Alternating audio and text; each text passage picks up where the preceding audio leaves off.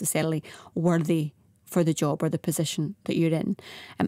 Have you ever experienced that? Let me know. 80295 is the way to get in touch with me. Let's go straight to the phones. Actually, we can speak to Iona Fyfe, who's on the line. Morning, Iona.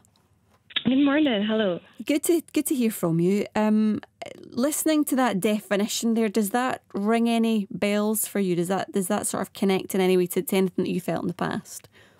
Absolutely. And I think people in both the creative industries and in politics and in many other lines of work probably feel that imposter syndrome. But I wonder if there's an intersectionality there between being a woman, being a working class woman, and not feeling like you deserve your place. I remember the first time I felt imposter syndrome was, walking into the Royal Conservatoire of Scotland, which I had auditioned to, just like all my counterparts. And yet I still felt like I didn't deserve my place there. Someone was going to find me out to be not good enough, not as good enough as I should be. For someone who is a singer, for someone who's a songwriter, for someone who performs, you would automatically assume that that's not something that you suffer from. You think, of someone who's so confident that they go up and speak in front of a lot of people or perform in front of a lot of people. Does it maybe impact you more because there's an expectation on the type of person that you should be? Absolutely, all the time. No matter where I am in the world, I'm away to start a 3-week tour in Australia. I work in America a lot. There's this idea of who Iona Fyfe is based on, my online persona, the persona that I might give off during a gig. And then there is who I am. And actually, as Nicola Sturgeon said herself, I also too feel inextricably shy. And these are not intrinsically linked with being an outgoing person. There's a situation where people think that they know who you are because people have constant access to a version of you, the one that you give for consumers, and then the one that you actually might be inside. And I think that it is a kind of dissonance there with everyone who is in public life, not just musicians.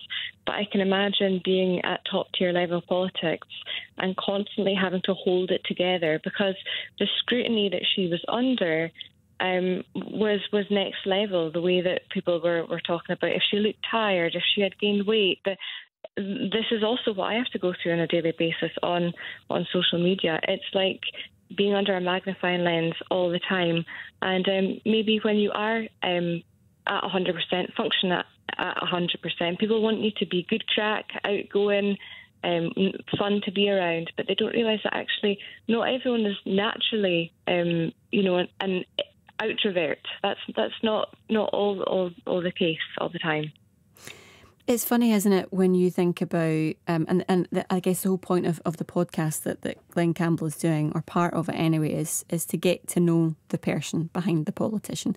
And I think there's a key factor there that sometimes we miss when we talk about people who are in the public eye, the person behind the politician, because it's a human being. Nicola Sturgeon's a human being. You're talking about the profile that you have. Ultimately, you're a human being and you have feelings. And do you think sometimes we've got a tendency to dehumanise people who are in a position of power, in a position of that have a profile? Absolutely. And unfortunately, that lays way to the precedent of, they're fair game. They're we can give them pelters all the time. We can give them online abuse. We can talk about them behind their back. We can, say, they're fair game to make judgment on all the time. And I think it's that judgment that she had to go through all the time, which perhaps was a contributing factor to her resignation.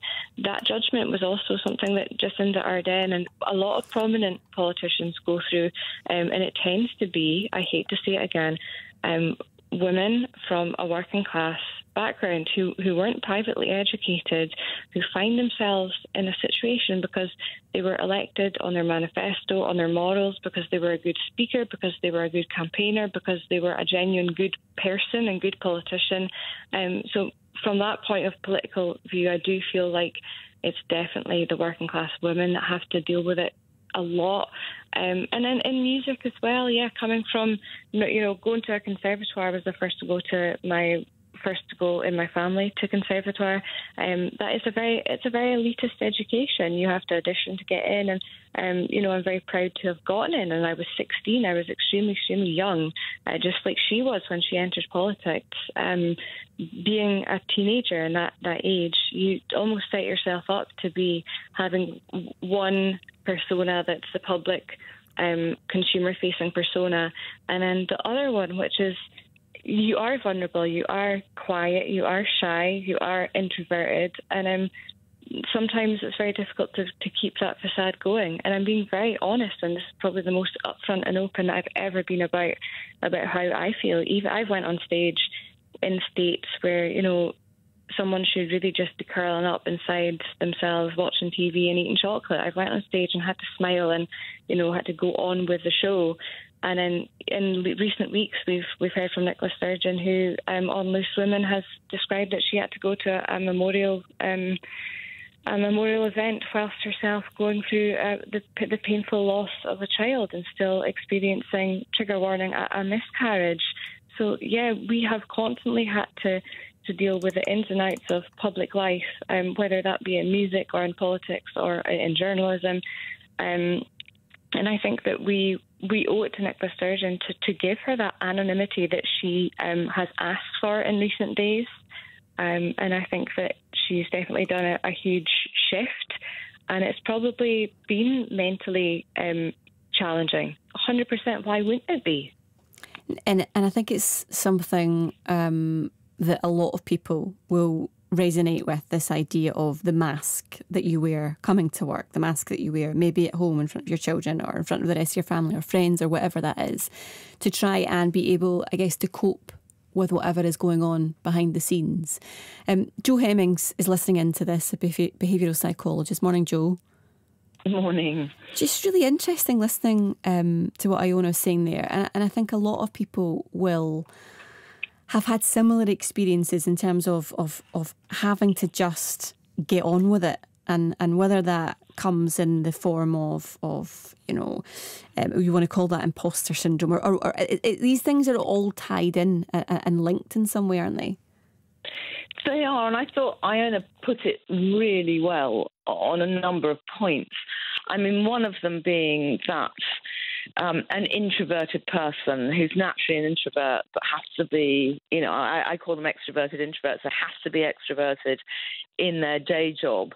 They really do suffer from it because they kind of feel they're not able to do it. Also, particularly with performers, whether that's Nicola Sturgeon, giving her speeches, or whether as somebody on stage, you tend to compare yourself to other people, and it seems as though it comes very naturally to them, and it's really difficult for you, and you get very anxious and feel that you can't do it. And the truth is, even when other people praise you and say that was amazing, you will still convince yourself, well, I got away with it that time. I wonder if I will again. And I think 70% of us have suffered from it at some point.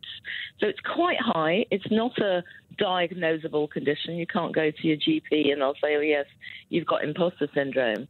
It's very much